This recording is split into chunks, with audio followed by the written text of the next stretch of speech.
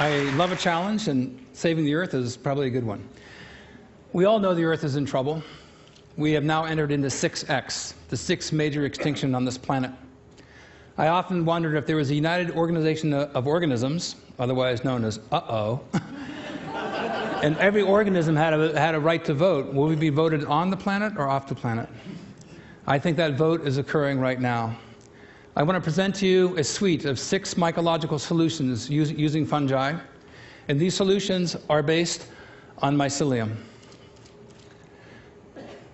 The mycelium infuses all landscapes. It holds soils together. It's extremely tenacious. It holds up to 30,000 times its mass. They're the grand molecular disassemblers of nature, the soil magicians. They generate the humus soils across the land masses of Earth. We have now discovered that there is a multi-directional transfer of nutrients between plants mitigated by the mycelium. So the mycelium is the mother that is giving nutrients from alder and birch trees to hemlock, cedars, and Douglas firs. Dusty and I, we like to say on Sunday, this is where we go to church. I'm in love with the old-growth forest, and I'm a patriotic American because we have those. Most of you are familiar with portobello mushrooms, and frankly, I face a big obstacle when I mention mushrooms to somebody. They immediately think portobellos or magic mushrooms, their eyes glaze over, and they think I'm a little crazy. So I hope to pierce that prejudice forever with this group. We call it mycophobia, the irrational fear of the unknown when it comes to fungi. Mushrooms are very fast in their growth, day 21, day 23, day 25. Mushrooms produce strong antibiotics. In fact, we're more closely related to fungi than we are to any other kingdom. A group of 20 eukaryotic microbiologists published a paper 2 years ago erecting Opisthokonta, a super kingdom that joins Animalia and fungi together. We share in common the same pathogens. Fungi don't like to rot from bacteria, and so our best antibiotics come from fungi. But here is a mushroom that's past its prime. After they sporulate, they do rot. But I propose to you that the sequence of microbes that occur on rotting mushrooms are essential for the health of the forest that give rise to the trees that create the debris fields that feed the mycelium. And so we see a mushroom here sporulating, and spores are germinating, and the mycelium forms and goes underground. In a single cubic inch of soil, there can be more than 8 miles of these cells. My foot is covering approximately 300 miles of mycelium. This is photomicrographs from Nick Reed and Patrick Hickey. And notice that as the mycelium grows, it conquers territory, and then it begins to net. I've been a scanning electron microscopist for many years. I have thousands of electron micrographs. And when I was staring at the mycelium, I realized that there are microfiltration membranes. We exhale carbon dioxide, so does mycelium. It inhales oxygen, just like we do. But these are essentially externalized stomachs and lungs. And I present to you the concept that these are extended neurological membranes. And in these cavities, these microcavities form, and as they fuse soils, they absorb water. These are little wells. And inside these wells, the microbial communities begin to form.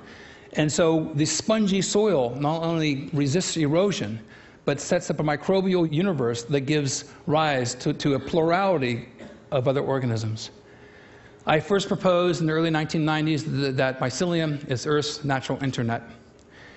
When you look at the mycelium, they're highly branched.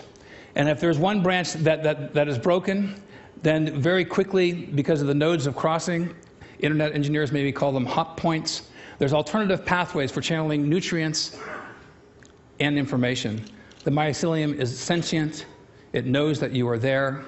When you walk across landscapes, it leaps up in the aftermath of your footsteps, trying to grab debris. So I believe the invention of the computer internet is an inevitable consequence of a previously proven biologically successful model. The Earth invented the computer internet for its own benefit, and we now, being the top organism on this planet, is trying to allocate resources in order to protect the biosphere. Going way out, dark matter conforms to the same mycelial archetype. I believe matter begets life. Life becomes single cells become strings, strings become chains, chains network. And this is the paradigm that we see throughout the universe.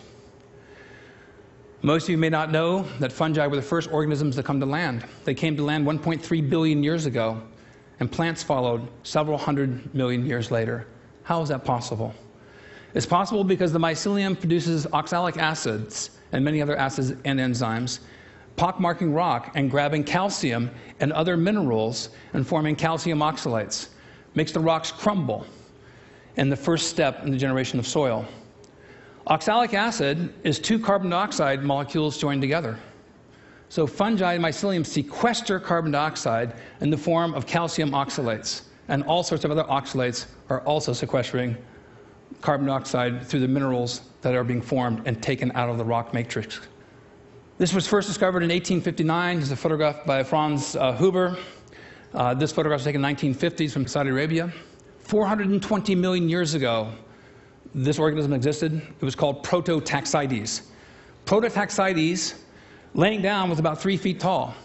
The tallest plants on Earth at that time were less than 2 feet. Dr. Boyce at the University of Chicago published an article in the Journal of Geology this past year determining that Prototaxides was a giant fungus, a giant mushroom. Across the landscapes of Earth were dotted these giant mushrooms all across most land masses, and these existed for tens of millions of years. Now, we've had several extinction events, and as we march forward 65 million years ago, most of you know about it, we had an asteroid impact. The Earth was struck by an asteroid, a huge amount of debris was jettisoned into the atmosphere, sunlight was cut off, and fungi inherited the Earth. Those organisms that paired with fungi were rewarded, because fungi do not need light. More recently, at Einstein University, they just determined that fungi use radiation as a source of energy, much like plants use light. So the prospect of fungi existing on other planets elsewhere, I think, is a foregone conclusion, at least in my own mind. The largest organism in the world is in eastern Oregon. I couldn't miss it. It was 2,200 acres in size. 2,200 acres in size, 2,000 years old. The largest organism on the planet is a mycelial mat, one cell wall thick. How is it that this organism can be so large and yet be one cell wall thick, whereas we have 5 or 6 skin layers that protect us? The mycelium, in the right conditions, produces a mushroom. It bursts through with such ferocity it can break asphalt. We were involved in several experiments. I'm going to show you 6, if I can, solutions for helping to save the world. Battelle Laboratories and I joined up in Bellingham, Washington. There were 4 piles saturated with diesel and other petroleum waste. One was a control pile. One pile was treated with enzymes. One pile was treated with bacteria, and our pile we inoculated with mushroom mycelium. The mycelium absorbs the oil. The mycelium is producing enzymes, peroxidases, that break carbon-hydrogen bonds. These are the same bonds that hold hydrocarbons together. So the mycelium becomes saturated with the oil, and then when we return 6 weeks later, all the tarps were removed, all the other piles were dead, dark, and stinky. We came back to our pile, it was covered with hundreds of pounds of oyster mushrooms, and the color changed to a light form. The enzymes remanufactured the hydrocarbons into carbohydrates, fungal sugars. Some of these mushrooms are very happy mushrooms. They're very large, showing how much nutrition that they could have obtained. But something else happened, which was an epiphany in my life. They sporulated. The spores attract insects. Insects laid eggs. Eggs became larvae. Birds then came, bringing in seeds, and our pile became an oasis of life. Whereas the other 3 piles were dead, dark, and stinky, and the PAHs, the aromatic hydrocarbons, went from 10,000 parts per million to less than 200 in 8 weeks. The last image we don't have, the entire pile was a green berm of life. These are gateway species, vanguard species that open the door for other biological communities. So I invented burlap sacks, bunker spawn, and putting the mycelium using storm-blown debris. You can take these burlap sacks and put them downstream from a farm that's producing E. coli or other waste, or a factory with chemical toxins, and it leads to habitat restoration. So we set up a site in Mason County, Washington, and we've seen a dramatic decrease in the amount of coliforms. And I'll show you a graph here. This is a logarithmic scale, 10 to the 8th power. There's more than 100 million colonies per gram. and 10 to the third power is around 1,000. In 48 hours to 72 hours, these three mushroom species reduce the amount of coliform bacteria 10,000 times. Think of the implications. This is a space-conservative method that uses storm debris, and we can be guaranteed that we'll have storms every year. So this one mushroom in particular has drawn our interest over time. This is my wife, Dusty, with a mushroom called Fomitopsis officinalis, agaricon. It's a mushroom exclusive to the old-growth forest that Dioscorides first described in 65 AD as a treatment against consumption. This mushroom grows in Washington State, Oregon, Northern California, British Columbia, now thought to be extinct in Europe. May not seem that large. Let's get closer. This is an extremely rare fungus. Our team, and we have a team of experts that go out, we went out 20 times in the old-growth forest last year. We found one sample to be able to get into culture. Preserving the genome of these fungi in the old-growth forest, I think, is absolutely critical for human health. I've been involved with the U.S. Defense Department BioShield program. We submitted over 300 samples of mushrooms that we boiled in hot water in mycelium, harvesting these extracellular metabolites. And a few years ago, we received these results. We have 3 different strains of agaricon mushrooms that were highly active against pox viruses. Dr. Earl Kern, who's a smallpox expert of the U.S. Defense Department, states that any compounds that have a selectivity index of 2 or more are active, 10 or greater are considered to be very active. Our mushroom strains were in the highly active range. There's a vetted press release that you can read that's vetted by DOD if you Google Stamets and smallpox, or you can go to npr.org and listen to a live interview. So, encouraged by this, naturally we went to flu viruses. And so for the first time, I'm showing this.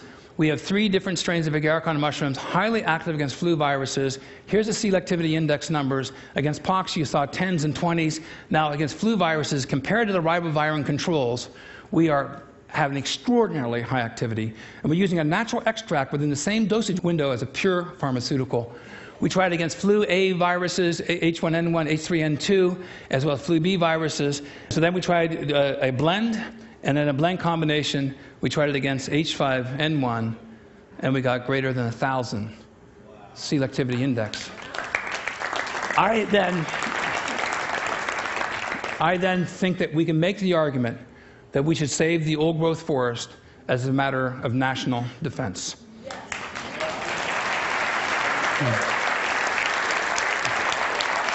I became interested in entomopathogenic fungi that kill insects. Our house is being destroyed by carpenter ants. So I went to the EPA homepage, and they were recommending studies with metarhizium species of a group of fungi that kill carpenter ants, as well as termites. I did something that nobody else had done. I actually chased the mycelium when it stopped producing spores. These are spores. This is no spores. I was able to morph the culture into a non-sporulating form. And so the industry has spent over $100 million specifically on bait stations to prevent termites from eating your house. But the insects aren't stupid. They would avoid the spores when they came close. And so I morphed the cultures into a non-sporulating form. And I got my daughter's Barbie doll dish. I put it right where a bunch of carpenter ants were making debris fields every day in my house. And the ants were attracted to the mycelium because there's no spores. They gave it to the queen. 1 week later, I had no sawdust piles whatsoever. And then a delicate dance between dinner and death. The mycelium is consumed by the ants. They become mummified, and boing, a mushroom pops out of their head. Now, after sporulation, the spores repel, so the house is no longer suitable for invasion. So you have a near-permanent solution for reinvasion of termites. And so my house came down. I received my first patent against carpenter ants, termites, and fire ants. Then we tried extracts, and lo and behold, we can steer insects to different directions. This has huge implications. I then received my second patent. This is a big one. It's been called an Alexander Graham Bell patent because it covers over 200,000 species. This is the most disruptive technology, I've been told by executives of the pesticide industry, that they have ever witnessed. This could totally revamp the pesticide industries throughout the world. You could fly 100 PhD students under the umbrella of this concept, because my supposition is that entomopathogenic fungi, prior to sporulation, attract the very insects that are otherwise repelled by those spores. And so I came up with a life box, because I needed a delivery system. The life box, you could be getting a DVD of the TED conference, You add soil, you add water, you have mycorrhizal and endophytic fungi, as well as spores like of the agarikon mushroom. The seeds then are mothered by this mycelium, and then you put tree seeds in here, and then you end up growing potentially an old-growth forest from a cardboard box. I want to reinvent the delivery system and the use of cardboard around the world so they become ecological footprints. If there's a YouTube-like a site that you could put up, you can make it interactive, zip code specific, where people could join together, and through satellite imaging systems, through virtual Earth or Google Earth, you could confirm carbon credits are being sequestered by the trees that are coming through life boxes. You could take a cardboard box delivering shoes. You could add water. I developed this for DARPA, for the refugee community, corns, beans, and squash and onions. I took several containers. My wife said if I could do this, anybody could. And I ended up growing a seed garden, and you harvested the seeds. And thank you, Eric Rasmussen, for your help on this. And then harvesting the seed garden, then you can harvest the kernels. And then I just need a few kernels. I add mycelium to it, and then I inoculate the corn cobs. Now, 3 corn cobs, no other grain, lots of mushrooms begin to form, too many withdrawals from the carbon bank. And so this population will be shut down. But watch what happens here. The mushrooms that are harvested, but very importantly, the mycelium is converted to cellulose and to fungal sugars. And so I thought, how could we address the energy crisis in this country? And we came up with ethanol. Generating ethanol from cellulose using mycelium as an intermediary, and you gain all the benefits that I've described to you already. But to go from cellulose to ethanol is ecologically unintelligent, and I think that we need to be ecologically intelligent about the generation of fuels, so we build the carbon banks on the planet, renew the soils. These are the species that we need to join with. I think engaging mycelium can help save the world. Thank you very much.